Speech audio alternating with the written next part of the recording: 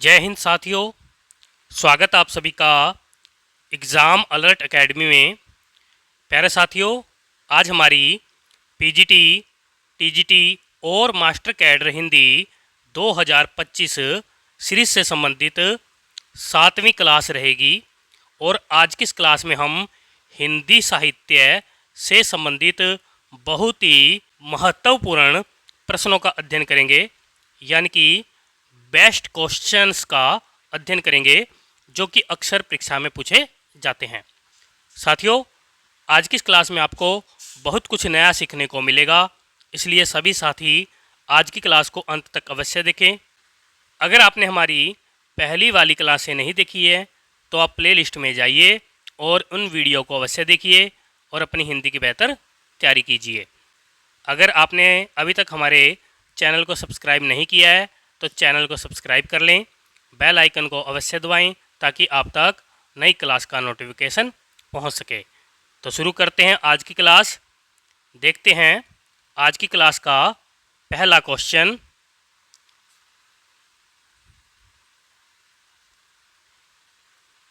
सूरदास जी के विषय में कौन सा कथन गलत है?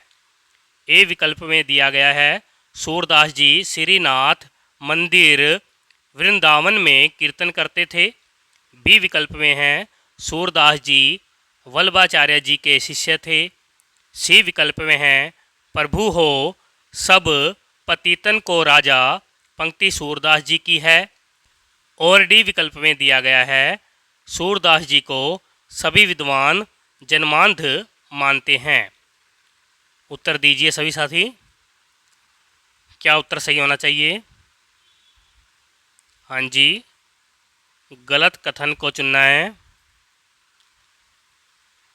बिल्कुल सही उत्तर दे रहे हो।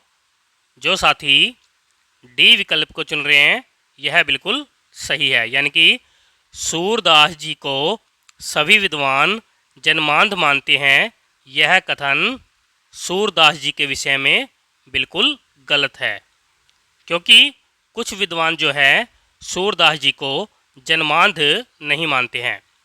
प्यारे साथियों, यहाँ पर बात याद रखने योग्य है कि हरि राय जी द्वारा रचित भाव प्रकाश और गोकुलनाथ जी द्वारा रचित निज वृत्तांत के आधार पर सूरदास जी अंधे माने जाते हैं, किंतु राधा कृष्ण जी के रूप सौंदर्य का सजीव चित्रण करने के कारण अधिकतर विद्वान सूरदास जी को जन्मांध स्वीकार नहीं करते हैं।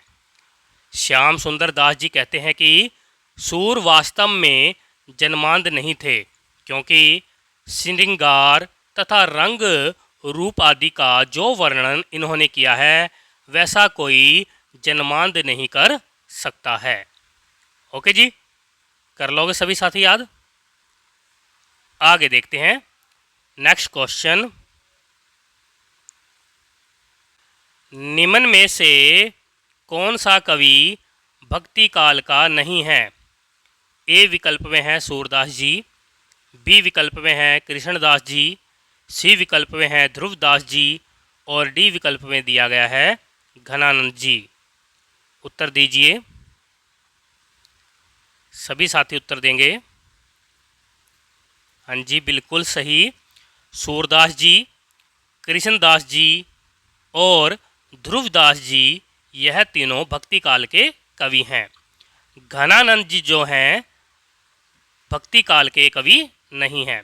घनानंद जी तो रीति काल के कवि माने जाते हैं। ओके जी, कर लोगे सभी साथी याद? आगे देखते हैं नेक्स्ट क्वेश्चन। सूरदास जी किस काव्यधारा के प्रतिनिधि कवि हैं? हाँ जी, सभी साथी उत्तर देंगे और बताएंगे कि सूरदास जी किस काव्यधारा के प्रतिनिधि कवि हैं। विकल्प में दिया गया है राम भक्ति काव्यधारा, कृष्ण भक्ति काव्यधारा, संत काव्यधारा और सूफी काव्यधारा। उत्तर दीजिए सभी साथी। हाँ जी, यह क्लास जो है हर रोज़ शाम 6 बजे होती है। हाँ जी, बिल्कुल सही उत्तर दे रहे हो। सूरदास जी जो हैं कृष्ण भक्ति काव्यधारा के प्रतिनिधि कवि हैं, यानी कि इस प्रश्न का सही उत्तर है बी विकल्प। आगे देखते हैं नेक्स्ट क्वेश्चन। निम्न में से कौन सी रचना सूरदास जी की नहीं है? ए विकल्प में दिया गया है सुर सरावली, बी विकल्प में है साहित्य लहरी, सी विकल्प में है दोहावली और डी विकल्प में दिया गया है सूर सागर। उत्तर दीजिए। हाँ जी, बहुत ही महत्वपूर्ण प्रश्न है और यह प्रश्न जो है अक्सर परीक्षा में पूछा जाता है। हाँ जी, बिल्कुल सही उत्तर दे रहे हो। जो साथी सी विकल्प को चुन रहे हैं वह बिल्कुल सही है, यानी कि दोहावली रचना जो है सूरदास जी की नहीं है। दोहावली रचना तो तुलसीदास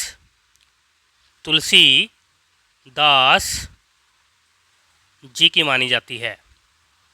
ओके जी, सुर सरावली, साहित्य लहरी और सूर सागर, यह तीनों रचना जो है सूरदास जी की मानी जाती है। डॉक्टर दीनदयाल गुप्त जी ने सूरदास जी द्वारा रचित 25 पुस्तकों की सूचना दी है, जिनमें प्रमुख हैं सूर सागर, साहित्य लहरी, सूर सरावली, सूर पच्चीसी, सूर रामायण, सूर साठी और राधा रसकेली। ओके जी, कर लोगे सभी साथी याद। आगे देखते हैं नेक्स्ट क्वेश्चन। सूर सागर किस भाषा में रचित है? ए विकल्प में दिया गया है अवधी भाषा, बी विकल्प में है खड़ी बोली, सी विकल्प में है वैदिक संस्कृत और डी विकल्प में दिया गया है ब्रज भाषा। उत्तर दीजिए सभी साथी। हाँ जी, सूर सागर रचना की भाषा बतानी है, कौन सी है? हाँ जी, बिल्कुल सही उत्तर दे रहे हो। सूर सागर रचना जो है ब्रज भाषा में रचित है, यानी कि डी विकल्प बिल्कुल सही है। आगे देखते हैं नेक्स्ट क्वेश्चन। रास पंचाध्यायी रचना किसकी है? ए विकल्प में है सूरदास जी, बी विकल्प में है नंददास जी, सी विकल्प में है कृष्णदास जी और डी विकल्प में दिया गया है लालदास जी। उत्तर दीजिए सभी साथी। हाँ जी, बहुत ही महत्वपूर्ण प्रश्न है ये।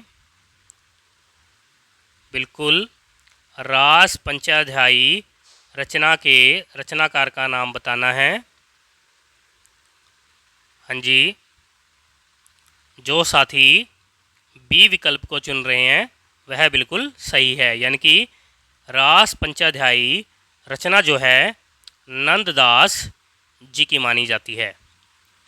ओके जी, कर लोगे सभी साथी याद।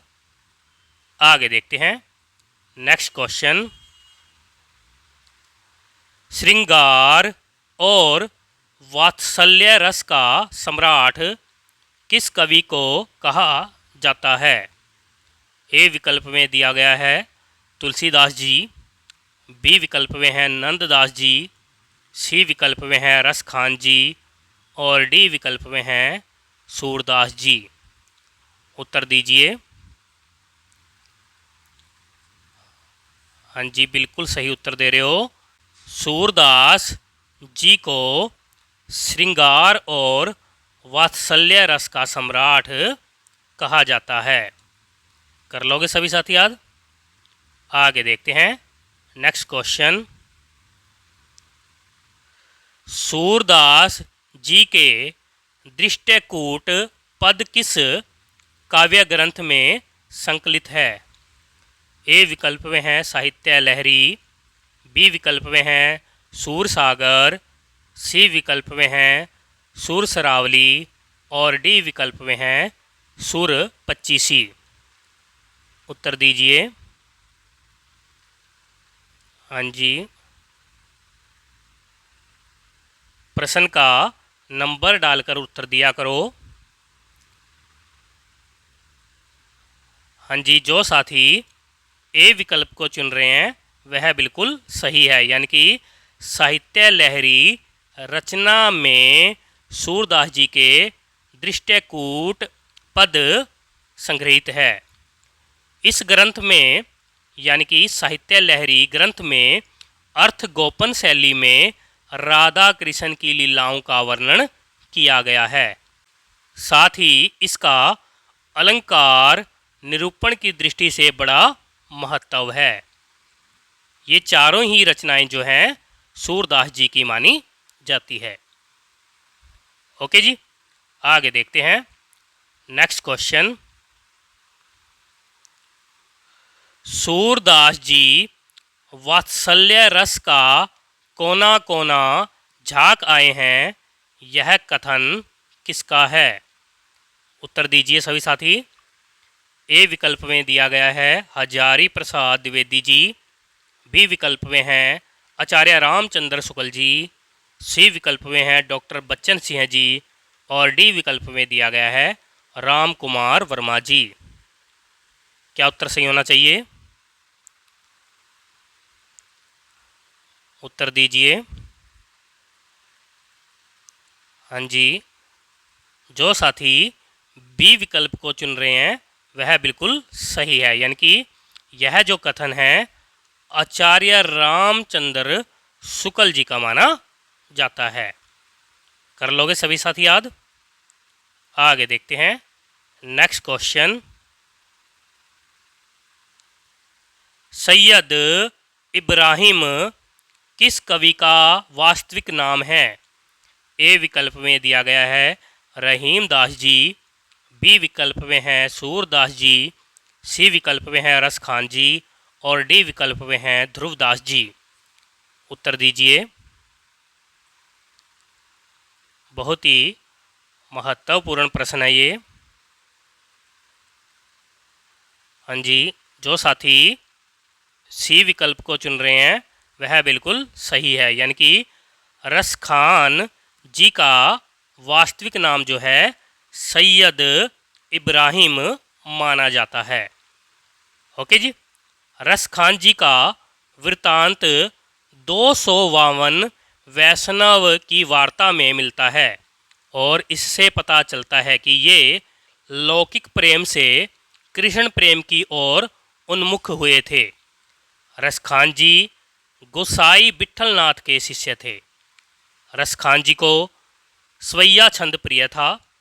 रस खान जी ने सूफियों का हृदय लेकर कृष्ण जी की लीला पर काव्य रचे हैं। ओके जी, कर लोगे सभी साथी याद? आगे देखते हैं नेक्स्ट क्वेश्चन। प्रेम वाटिका किसकी रचना है? ए विकल्प में दिया गया है रहीम दास जी, बी विकल्प में है रस खान जी, सी विकल्प में है नंददास जी और डी विकल्प में है कृष्णदास जी। उत्तर दीजिए सभी साथी। अगर आपको आज की क्लास अच्छी लग रही है और इस क्लास में कुछ ना कुछ नया सीखने को मिल रहा है तो एक बार सभी साथी वीडियो को लाइक और शेयर कर दें ताकि चैनल के साथ नए साथी जुड़ सकें। ओके जी, उत्तर दीजिए। हाँ जी, बिल्कुल सही। प्रेम वाटिका रचना जो है रस खान जी की मानी जाती है, यानी कि इस प्रश्न का सही विकल्प है बी। प्रेम वाटिका रचना का प्रकाशन वर्ष जो है 1614 ईस्वी माना जाता है। कर लोगे सभी साथी याद? आगे देखते हैं नेक्स्ट क्वेश्चन। भक्ति काल के किस कवि को जड़िया विशेषण से विभूषित किया जाता है? ए विकल्प में दिया गया है नंददास जी, बी विकल्प में हैं सूरदास जी, सी विकल्प में हैं तुलसीदास जी और डी विकल्प में हैं कृष्णदास जी। उत्तर दीजिए। हाँ जी, सभी साथी उत्तर देंगे। बिल्कुल सही उत्तर दे रहे हो आप सभी साथी। नंददास जी को जड़िया विशेषण से विभूषित किया जाता है, यानी कि इस प्रश्न का सही उत्तर है ए विकल्प। नंददास जी भक्तिकालीन कृष्ण भक्ति काव्य धारा के कवि थे। ये 16वीं शताब्दी के अंतिम चरण के कवि थे। ये हिंदी के अष्टछाप के प्रमुख कवियों में सूरदास के बाद सबसे अधिक प्रसिद्ध हुए। इनके काव्य के विषय में यह उक्ति प्रसिद्ध है, और कवि गढ़िया नंददास जड़िया। ओके जी, यह जो कथन है आचार्य रामचंद्र शुक्ल जी ने इनकी रचना रास पंचाध्यायी के आधार पर कहा था। ओके जी, आगे देखते हैं नेक्स्ट क्वेश्चन। सुदामा चरित किसकी रचना है? ए विकल्प में है सूरदास जी, बी विकल्प में है तुलसीदास जी, सी विकल्प में है नंददास जी और डी विकल्प में है कृष्णदास जी। उत्तर दीजिए। हाँ जी, सुदामा चरित रचना के रचनाकार का नाम बताना है। उत्तर दीजिए। सुदामा चरित रचना जो है नंददास जी की मानी जाती है, यानी कि सी विकल्प बिल्कुल सही है। आगे देखते हैं नेक्स्ट क्वेश्चन। भ्रमर गीत परंपरा के अंतर्गत भंवर गीत की रचना किसने की है? ए विकल्प में है सूरदास जी, बी विकल्प में है नंददास जी, सी विकल्प में दिया है ध्रुवदास जी और डी विकल्प में है रसखान जी। उत्तर दीजिए। बिल्कुल सही उत्तर दे रहे हो। भंवर गीत रचना जो है नंददास जी की मानी जाती है, यानी कि इस प्रश्न का सही उत्तर है बी विकल्प। आगे देखते हैं नेक्स्ट क्वेश्चन। रसमंजरी और मानमंजरी किसकी रचनाएं हैं?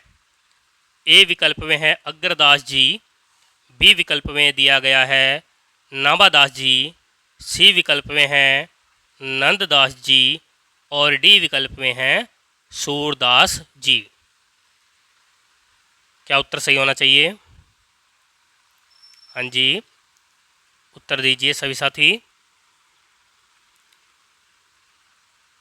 रसमंजरी और मानमंजरी यह दोनों रचनाएं जो हैं नंददास जी की मानी जाती है, यानी कि सी विकल्प बिल्कुल सही है। इनकी हम अन्य रचनाओं की अगर हम बात करें तो जिनमें प्रमुख है रूपमंजरी, सिद्धांत पंचाध्यायी, भगवत दशम स्कंद, रुक्मणी मंगल, विरह मंजरी, दान लीला, मान लीला और सुदामा चरित। कर लोगे सभी साथी याद? आगे देखते हैं नेक्स्ट क्वेश्चन। निम्न में से नंददास जी का कौन सा प्रायकोश ग्रंथ है? बताइए सभी साथी। नंददास जी का वह कौन सा ग्रंथ है जो कि एक प्रायकोश ग्रंथ है? उत्तर दीजिए। ए विकल्प में है रस मंजरी, बी विकल्प में है अनेकार्थ मंजरी, सी विकल्प में है सुदामा चरित और डी विकल्प में है विरह मंजरी। क्या उत्तर सही होना चाहिए? बहुत ही अच्छा क्वेश्चन है ये। यह क्वेश्चन अक्सर परीक्षा में पूछा जाता है। हाँ जी, जो साथी बी विकल्प को चुन रहे हैं वह बिल्कुल सही है, यानी कि अनेकार्थ मंजरी ग्रंथ जो है प्रायकोश ग्रंथ माना जाता है। इस ग्रंथ के मंगलाचरण में शुद्धा द्वैत संबंधी दार्शनिक विचारों को प्रकट किया गया है। कर लोगे सभी साथी याद? आगे देखते हैं नेक्स्ट क्वेश्चन। मीराबाई का मलार किसकी कृति है? ए विकल्प में है नंददास जी, बी विकल्प में है ध्रुवदास जी, सी विकल्प में है मीराबाई जी और डी विकल्प में दिया है रसखान जी। उत्तर दीजिए। हाँ जी, सभी साथी उत्तर देंगे। मीराबाई का मल्लार रचना जो है मीराबाई जी की मानी जाती है, यानी कि सी विकल्प बिल्कुल सही है। आगे देखते हैं नेक्स्ट क्वेश्चन। निम्न में से कौन सी रचना मीराबाई जी की नहीं है? ए विकल्प में दिया है नरसी जी का मायरा, बी विकल्प में है गीत गोविंद टीका, सी विकल्प में है राग गोविंद और डी विकल्प में है गीत गोविंद। क्या उत्तर सही होना चाहिए? इस प्रश्न का उत्तर जो है वह साथी बिल्कुल ही आसानी से दे पाएगा जिन्होंने हमारी डाउट वाली क्लासें देखी है। हाँ जी, बिल्कुल सही उत्तर दे रहे हो। जो साथी डी विकल्प को चुन रहे हैं वह बिल्कुल सही है, यानी कि गीत गोविंद रचना जो है मीराबाई जी की नहीं है। गीत गोविंद रचना तो जयदेव जी की मानी जाती है।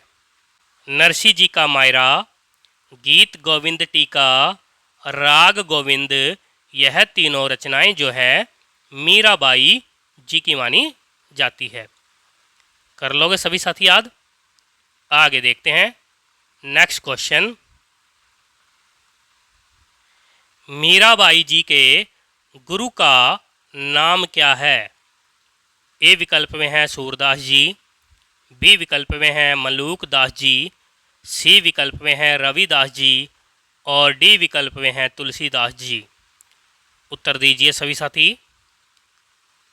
यह प्रश्न जो है मास्टर कैडर हिंदी में पूछा जा चुका है। सभी साथी उत्तर देंगे।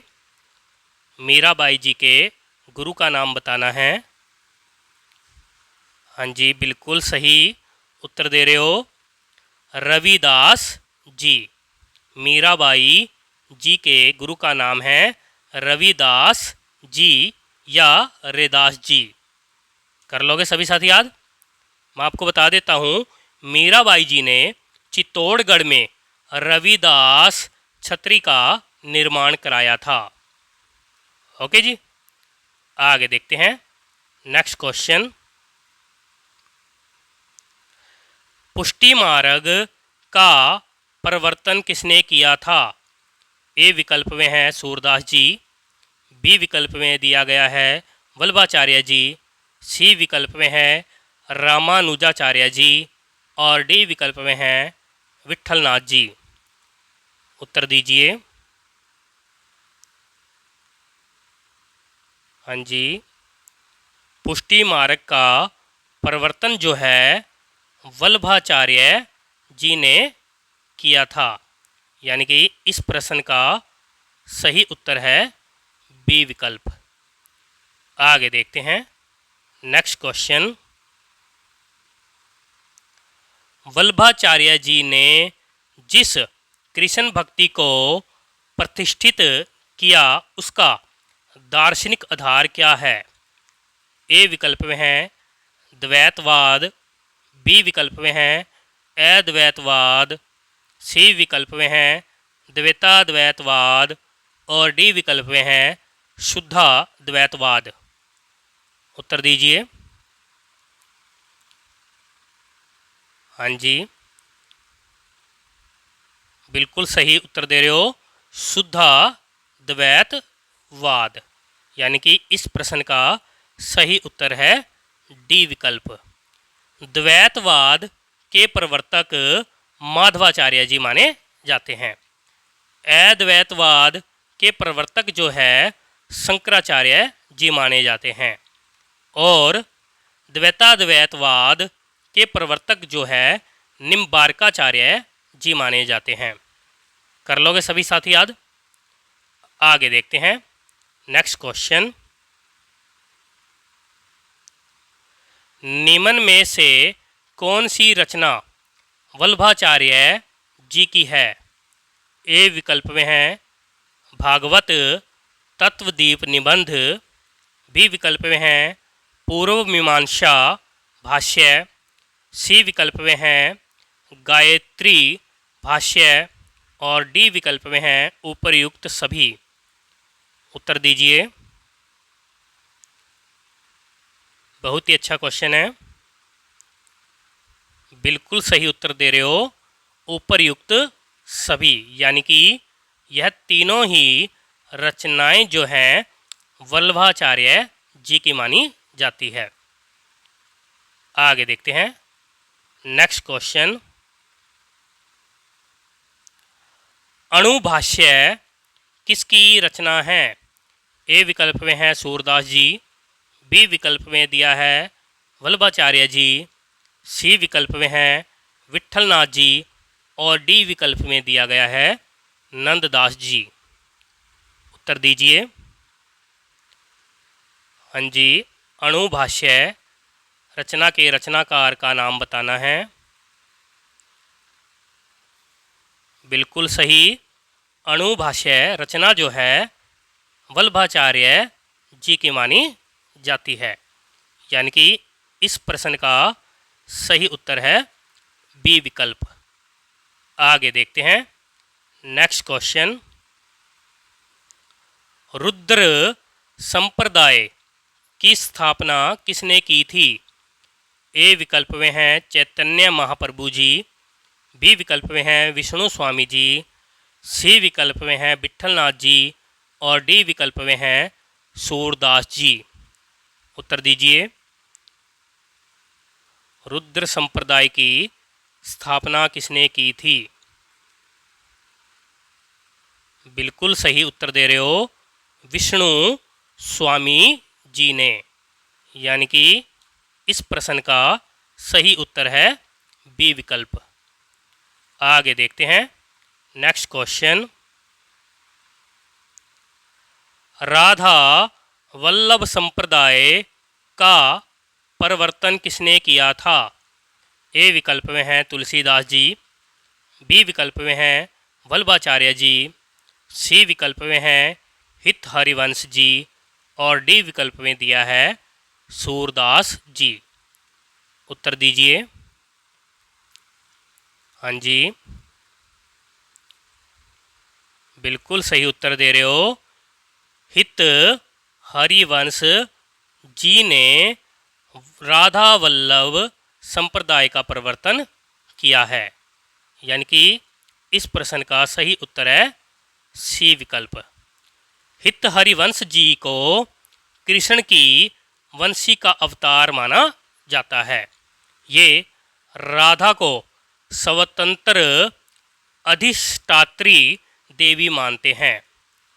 ओके जी, कर लोगे सभी साथी याद। प्यारे साथियों, ये थे आज के हमारे बहुत ही महत्वपूर्ण प्रश्न, यानी कि बेस्ट क्वेश्चन जो कि अक्सर परीक्षा में पूछे जाते हैं। मैं आशा करता हूँ आज की इस क्लास में आपको बहुत कुछ नया सीखने को मिला होगा। इसी प्रकार से हिंदी साहित्य की तैयारी करने के लिए चैनल को सब्सक्राइब करें, बेल आइकन को अवश्य दबाएं ताकि आप तक नई क्लास का नोटिफिकेशन पहुंच सके। अगर आपने हमारी पहली वाली क्लासें नहीं देखी हैं तो आप प्लेलिस्ट में जाइए और उन क्लासों को अवश्य देखिए और अपनी हिंदी की बेहतर तैयारी कीजिए। तो मिलते हैं अगली क्लास में, तब तक के लिए जय हिंद, जय श्री राम।